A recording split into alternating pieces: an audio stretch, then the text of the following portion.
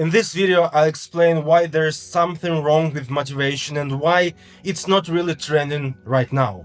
So motivation. Let's understand what it is and why we mention it so often when we don't want to do something. It's not about procrastination, it's not about being lazy or even about having ADHD like I do. It's something you actually need to understand if you want to do something but feel stuck and don't have the energy to start. But before we dig deeper into this uncertain topic, let's define what motivation actually is. According to Wikipedia, motivation is an internal state that propels individuals to engage in goal-directed behavior. It explains why people or animals initiate, continue, or stop a certain action at a specific time. Okay, so it's an internal state, but why do we experience a lack of this internal state? From my perspective, and remember, I have a pretty severe ADHD brain, motivation is what helps us move forward with something we are doing. I'd like to say something we like to do, but the truth is we don't actually need motivation when we enjoy what we are doing. And this is the last time I'll mention my ADHD because I'm building this video based on how I deal with what people call motivation. But honestly, I prefer to call it hyperfocus. For me, high level of motivation is just hyperfocus, and hyperfocus is a state, yes, a state, when I am fully engaged in something I do. Sometimes it happens because I genuinely love the process, and sometimes it happens because I'm in chaos mode and have a strict deadline that actually pays the day goal. So I know how to reach hyperfocus or a highly motivated state. And it's very simple. Just do what you love. That's it. Super simple. But what if I have to do something I don't love? Or something I don't feel like doing right now but I can do later? And that's when some really interesting tricks come into play. Here's an example I always use. If you need to do something but don't feel motivated, just think about athletes. What's their motivation for training every single day and pushing themselves to the limit? What do you think? I think it's because they love what they do. And it's not just about the spirit of competition, because competition is an emotional state, and I don't believe emotions alone can sustain a long-term career in sports, so they love what they do. We must love what we do, and when we love what we do, we don't need motivation. So if it's this simple, why do we still struggle with the lack of motivation? And here I want to think back to my previous video where we talked about being present and letting go of expectations. Athletes don't have expectations and they know how to lose. They know how to fail. So answer this question for yourself based on your personal experience. Try to remember the last time you felt completely unmotivated.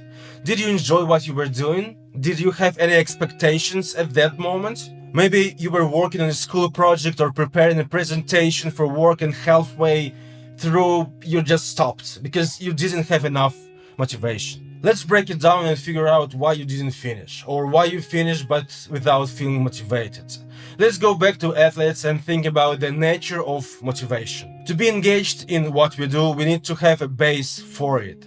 That means if we are doing something for our job, we expect financial compensation, right? So if you're not getting paid what you deserve, will you feel motivated to put in your best efforts at work? Okay, let's say you do have a good salary, but you're having problems at home.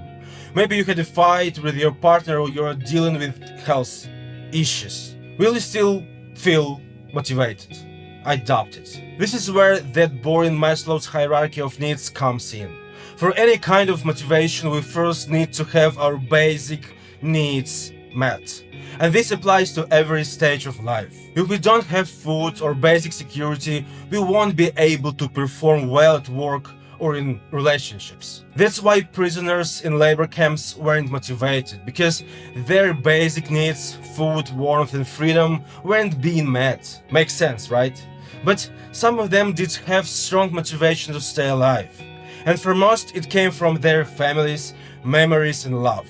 They endured the horrors of that experience because something kept them holding on to hope.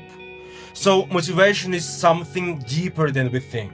So let's go back and try to understand how we can keep our level of motivation. First one, love what you do.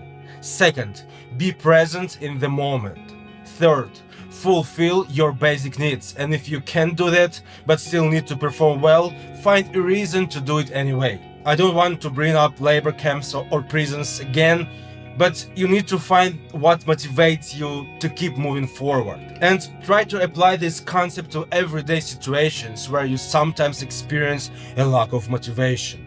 For example, it's tax season right now. Personally, I hate doing taxes, even though I hire an accountant. I still don't like spending time on it, but if you file your taxes properly, you might get a good return. How do you feel about that kind of motivation? So when you don't feel motivated, ask yourself, what will I get if I finish this task? I know it's hard when you live paycheck to paycheck, and doing that one more presentation to work won't bring you anything positive, but think about the experience. What if you make that presentation in a way that excites you?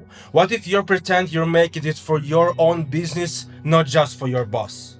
Does that change how you feel about it? And I get what you might be thinking right now. Something like, hey man, what kind of bullshit is this?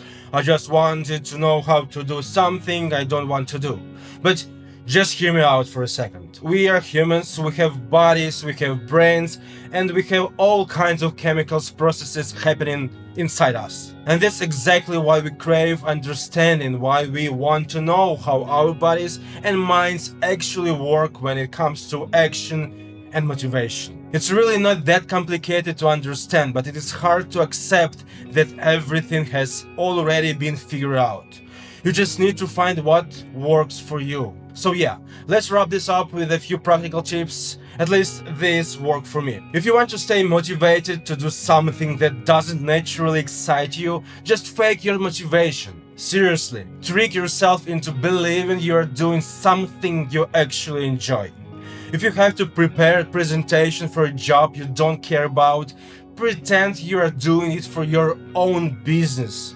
If you have to write a report, imagine you are crafting something for your personal brand. If you have school assignments, find a way to make them feel like something you'd want to do anyway. Something you are doing for yourself instead of just ticking a box. I know, it sounds like one of those believe in yourself cliches, but honestly, that's exactly what it is. And fake it till you make it has been one of my favorite life strategies for a long time, and maybe it is now. So that's the short video I wanted to make for you. I didn't give you exact answers, but I think there's so much more to talk about here. Let me know what you think in the comments below, like and subscribe if you are into these kinds of conversation, and that's it for now. See you next time.